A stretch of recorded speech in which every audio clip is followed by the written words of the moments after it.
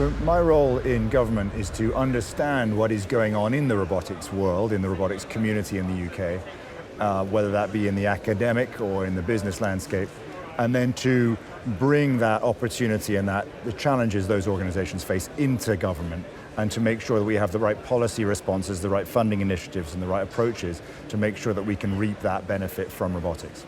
So some of the biggest challenges I think facing the robotics community at the moment is that while technology is advancing rapidly and has already got incredible capabilities, and AI is enabling new opportunities within that, we've got a real gap growing between the kind of that tech capability and the awareness, the confidence, the trust that the community has in what those capabilities are. So an example is, self-driving car technology, drone technology. You've got robots with capabilities that are simply not understood, not allowed to operate because of that gap in functionality meets policy environment, meets regulatory approach, meets people's understanding of what they can do. There's another critical piece of it, which is robots work best, in my understanding, they work best as part of a wider system.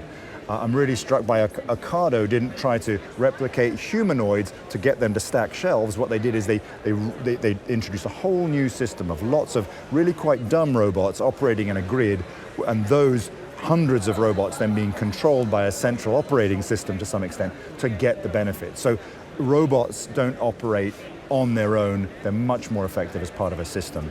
Systems of systems, and then you can get the benefits of robotics. So kind of developing that capability of how do you deconflict drones as they operate in their, not just individuals, but their tens of thousands doing delivery services, etc. And then the final point I'd say is that the regulator just doesn't have the systems in place to respond to that opportunity.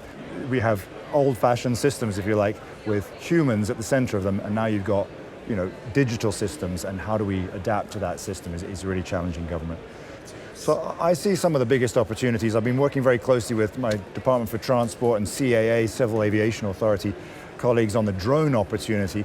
I mean, we've had a study by PwC which says that by 2030 we could have a £45 billion improvement in the UK GVA from adopting drones. I mean, there's a huge potential number of opportunities you've got there, not just to inspect assets and for media and film, but also for drone deliveries and for emergency response and to help police and blue light services do things more rapidly.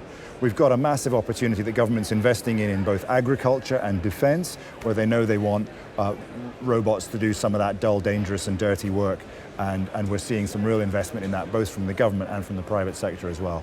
So I think there's huge sort of sectoral opportunities, but also capabilities as AI now finds a body in a robot, and then the smarter systems, the smarter control, navigation, and physical actuation that you're seeing is an immense opportunity I see. So the Robotics Growth Partnership has been invited by our Minister for Science, Innovation and Technology to develop a vision and strategy for the UK to understand the potential for robotics and address some of the challenges.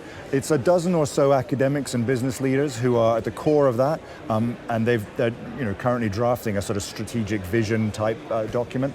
That's definitely going to be something that they want to broadcast and reach out to the community to engage and get different views in.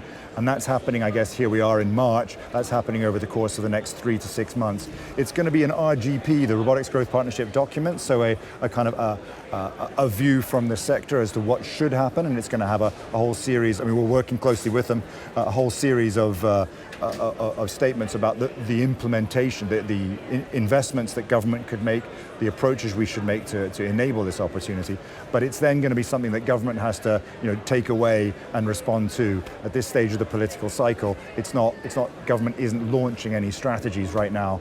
It's going to be something I think that government can then respond to, and it's going to have a menu of interesting options to really exploit that potential that we'll be looking at.